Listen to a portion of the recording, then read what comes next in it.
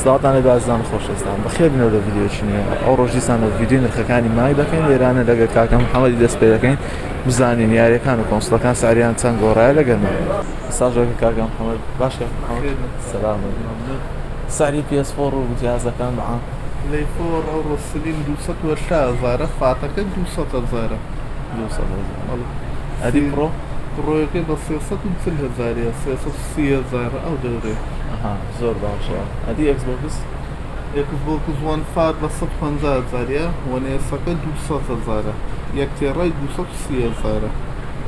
زۆر چاکە. Xbox Series S بە $250 بە نوێتی دەسیدو بە $200 لە $205 زۆر چاکە. PlayStation 5 بە $606 یابانی ئەوڕۆپیەکە $675 ئەمریکیەکە $680 زۆر چاکە. زۆر ئەمەستای سارەکان گونجاوە لە دوایە کە پلەیستێشن گۆتی سار هەڵبەستی. بێنە سەر هێدسێتەکان کاکە محەممەد. هێدسێتەکان ئەوانە ئەو نیکومایەکانە 20,000 ئەو ڕایزەرە کراکینێکسانە هەیە بە 6,000 ڕایزەر کراکنێکزایتەکە 40,000 کلاودواتێ بە $75 بیتکۆتای هیدفۆن هایپەرێکسی ئەسڵ لۆ هەم کۆنسۆڵەکان دەبی لۆ موبایلی دەبی بە 55,000 ئەدی دەستی ئەکسبۆکسی ئەوە یەکە Xbox Series S بە وایرە 980 باشە بە 35,000 زۆر چاکە. ئەدی ئەسلیەکان بیلادی بە $6 $6 دەستی PS5 ئەلوانەکان $62 سپیەکە $6 ئەدی $660 بە وایر بە 10,000 بێ وایر 20,000 دەستی PS4 عادیەکە 20,000 ئەسلی بە $50 بە نوێتی هەرشە ئەسلی لەنگەی ئەوڕۆپی 40,000 زۆر چاکە. بینە سەر پاتریەکانی دەستی ئەکسبۆکسی هەرۆکی و مانگەکانی بە 10,000 زۆر چاکە. دەستەکان خۆش ئەدەو دەستکەتی جاریانە چێ؟ ئەوە Xbox One بە 28,000 بە 28,000 زۆر چاکە. بینە سەر یاریەکان یاریەکان ڕایدەر ریپۆبلیک 35,000 PS5 ڤال هەڵەوە چەندە؟ 35,000 ئەوانە دەسیدونە. سایبەرپانک 30,000 GTA دەسیدو 15,000 بە نوێتی 23,000 Infinity Warfare 15,000 دەسترانی 15,000 Battlefield 15,000 Ratchet 15,000 نوێ Battlefield 2042 45,000 بە نوێتی Ghost Recon 20,000 Far Cry 5 30,000 Deluxe Editionیشە بەڵێ لێگۆیەکان ساریان چەندە؟ 25,000 ئەوەن ئەدی سپایدەرمانەکە 30,000 بە نوێتی کرودو 15,000 کاتن چ باسە؟ 20,000 Uncharted 15,000 Modern Warfare 25,000 Resident Evil 2 Resident Evil 2 نوێ 25,000 مستعملی 15,000 Hobbit ئەویش بە 25,000 هەیە هۆرایزنەکە ساری چەندە؟ بە 40,000 40,000 ئەتە خوارە ساری Red Dead ڕێدێتەکە دەسیدو 25,000 نوێ 33,000 Elden Ring ئەویش بە 45,000 دەسیدو زۆر چاکە. بێنە سەرگەمەکانی Xboxی وەنی یەکە بێکەوە ڕوودەی پرسی هێڵۆ 5ەکە بە چەندە؟ 10,000 Star Warsەکە 5,000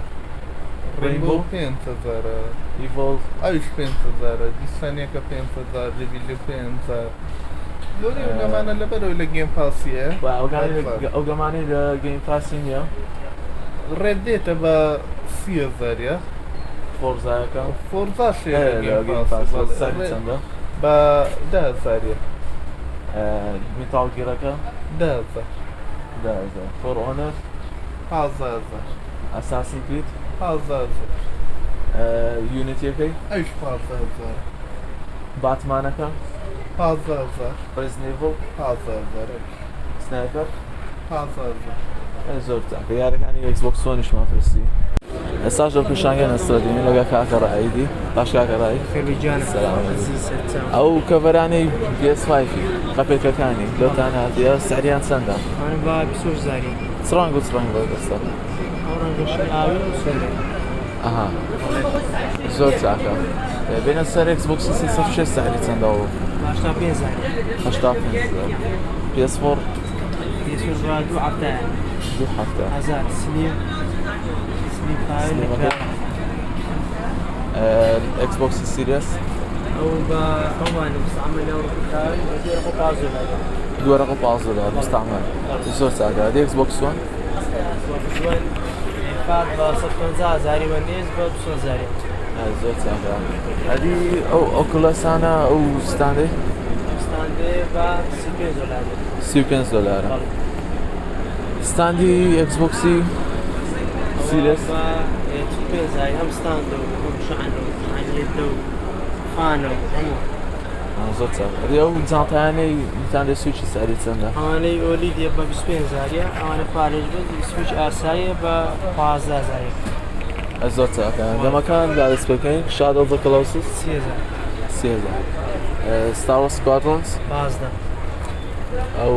10 زاری جێنەیە سنایپەری 20 10 زاری Syndicate Assassin 15 God of War 3 15 PUBG 5 زاری Detroit ترۆی بکەم هیوان بە 10 زاری The Mafia 3 15 زاری Zombie Army 4 15 Battlefield 5 بە چەندیە 15 زاری یەکەکەش یەکە بە 10 زاری زۆر چاکە Assassin's Creed Syndicate ئەوش 15 Unityەکە بە چەندیە ئەم 15 ئەساسی نەم 15 بەگشتی Rainbow-یەکە 5 زاری زۆر چاکە Mortal Kombat XL بە چەندیە 15 زاری 15,000 Shadow of the Mordor Shadow of the Mordor بە 15 زاری Infamous Second Son 15 Just Cause 4 بە چەندیە 15 Call of Duty Ghost 15 Vanguard ئەوە ڕژنۆڵە نوێ بە 6 زاری 6,000 Resident Evil 5 بە چەندیە زیوی 5 و نوێ بە 20 زاری سامورایەکان بە چەندیەوانە جان سامورایی وارێ چارەکە ئەم 15 دانیستەکەش 15 سێکرۆ بە چەندی سی 30,000 Devil May Cry Collection بە 35 زاریە نیۆ یەک و دوو نیۆ دووەکە با 20 زاریە یەکەمان نوێ زۆر چاک سنیسترۆیەکە بە چەندیە ریماستەر ئەو بە 20 زاریە 20,000 Mass Effect Legendary Edition 25 Grand Theft Auto GTA 35 دومی VR-ەکەی بە چەندیە ئەوی 15 زاریە بۆ 15,000 چەندە سویچ بە 200 زاریە وەروە لایتەکەش بە 100 دلار 100 بە نوێیەتی وەرێدی بە 295 دلاریە 185 ئۆلید سێوەرقە 5 دلار سێوەرەقم 15 هێدسێتەکان زیوزێکسەکە ڕێتاگۆ ئەو بە 30 دلاریە 30 بەس دلار بە پیسی ئەو بڵێ HyperX Cloud بە 80 دلار نەوەکانی دیکە چی هەیە باشی باش بە مشتێ باش ئەوە ژێزر باشە JBL 200 هەیە 350 هەیە 100 هەیە نوعان بە یعفا 5 زاریە سوعانە زۆر زۆر چاکە ئەو سوکانی میتانێت سویژیانە بەزی دێەوە بە 10 دلاری بەزێ یعنی بە تەسوە لە بۆ هێسێتی ئەکسبۆکسی ئەوانە مستعمل ئەوروپیا بە 50 زاری 50,000 زۆر چاکە سوکانی سویچی گەورە 80 دلار. ماریۆ کارتی گاتفۆڵ بە چەندێک PS5 35 35 House of the Ashed 35 دلار Valhalla وڵا بە 35 زاریش Avengers 30 زاری GTA ئەوە نوێ بجن ئەوڵە بە 35 دلاریە $35 Rainbow Six Extraction ئەوە ژنوێ ژنۆڵە بە 30 دلاریە Uncharted Collection چارت کۆلێکشن مستعملەوە بە 30 زاری Riders Republic ئەوش مستعملە بە 30 زاری Demon's Souls 35 زار المصارعة 2022 نوێ بە هەفتا 5,000 Mortal Kombat Ultimate 35 دلار Hitman Isya بە 30,000 Far Cry 6 بە 35,000 گەمەکانی سویچی Minecraft سویچی ئەوانی سەرێ بە گشتی لە بۆ 30 دلاری 30 دلار لە بۆ 39 دلاری ئەوان بەس ماریۆکان گرانە بە هەفتا 5,000 لەگەر ئەو دۆنکی کۆنگە و ئەوان بە گشتی 25 دلار لە بۆ 39 دلاری لەو دەورێ گەمەکانی سویچی شەرزان بۆ من بەڵێ ئەمە یارزانە هەیە گرانەوە حەسەب گەمە یەکان گرانترێتەوە بەڵێ دەستچی سویچ بە چەندی دەستی سویچی نوێ بیلادی خۆی بە 80 دلاری 80 دلار باڵێ دەستەکانت خۆش فێری سەر چاو ئێستاش لە شوێنی بڕواینە لەگەڵ کاکەدانەی لێرانە سەری یاریەکان دەپرسین لۆست سفێر بە چەندە برام بخير بك سپاس ئەوە بە 20,000 کەپسە باکفۆر بڵەت ئەو مستعملە بە 35,000 ناڕوتۆیەکە ناروتۆیەکە بە 25,000 DMC-ەکە دەبڵەکەی ئەو 20,000 Uncharted Collection ئەنچارتە 15,000 15,000 Fallout 76 ئەو 15,000 15,000 Tomb Raider Tomb Raider 20,000 20,000 هذه فاكر نيوتن ئەو 20,000 20,000 Wolfenstein ئەو 15,000 Battlefield بە چەندە بەتەلفێل 10,000 Titanfall ئەو 15,000 15,000 Spider-Man Miles Morales ئەو 40,000 Ghost of Tsushima 35,000 Death Stranding دەسترانێک 15,000 Metal Gear Phantom Pain ئەو بە 15,000 15,000 Bioshock بە شۆک بە 20,000 The Last of Us Part 2 25,000 25,000 هناك بە چەندە ناک بە 15,000 بين السل جيم باس ثانية گەیم پاسێکمان گەیم بەچەندە؟ پاسی ئالتیمەیتمان هەیە دوومانجیمان هەیە پێنجمانجیمان هەیە هەژمانجیمان هەیە یازدەمانجی چاردەمانجی سعرەکان چەندە دوومانجەکان بە 8,000 کاونتە؟ بەڵێ کاونتە پێنجمانجەکان بە 20,000 هەژمانجەکە بە 25 یازدەمانجەکە بە 40,000 چاردەمانجەکەش بە 50,000 زۆر چاق هاردی خارجی ستات هەیە لە هاردی خارجی لە بە PS4 هیچمان یەکتێڕامان هەیە 500مان بە چەندە یەکتێڕایەکە بە 40,000 500ەکە بە 30,000 زۆر چاق لێرانەش ئەو هێچێتی ئەکسێل ئەو بە 25,000 25,000 ماوس پادەکان ساری ماوسپادەکان ئەو LED-نە گەورەکانی بە 20 بچەکەی بە 15 زۆر چاقە لە بۆ ئەو کۆنتڕۆفریکانە 5,000 بەڵێ سریەسی مستعملشمانە سریەس چەندی؟ بە 215 دلاری 212 زۆر زۆر خایانە و بێ مشکلێ ئەوانەشمانەیە و قاعیدانەی سریەسی ئیدەشتی بیلادی ناوانە بە 20 دلارینە ئۆرجینال شەریکەنە بەڵێ دەستی ئۆرجیناڵتانەیە دەستی ئۆرجینالمانەیە مستعمل بە 40,000 و تیجاریشمانەیە بە 18,000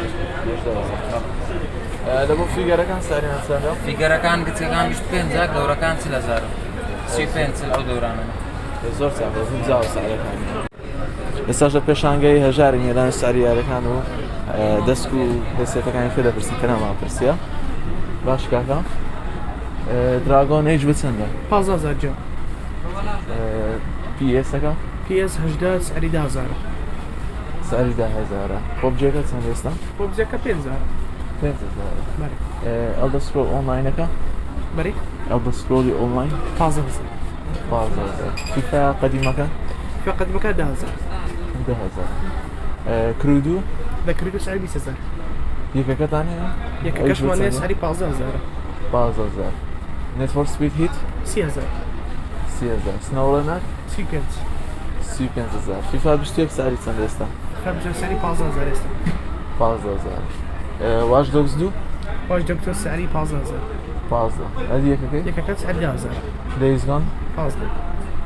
بلاک ئۆپستار لەکەم سەر سعری 15,000 ستیپ ستیپ سعری 12,000 هیدن ئەجەندا ئەجندەکە سعری 15,000 تۆم ڕایدەرەکە کۆمرادەکە 15,000 دوومەکەی تەنیشتی دوومەکە تێش سعری 20,000 ڕێدی ڕێدەمشن دوو 25 ڤیلج بۆ 35 مۆدرن وارفێر یەک 15000 کۆڵدوار 35 مترۆیەکان ئەکسیدس دیڤڵ مەکرای پێنج بەڵێ دیڤڵ مەکرای سعری 20000 20,000 لەگە فاینەل فانتەسیش فاینەل فانتاسی 20,000 زۆر چاکە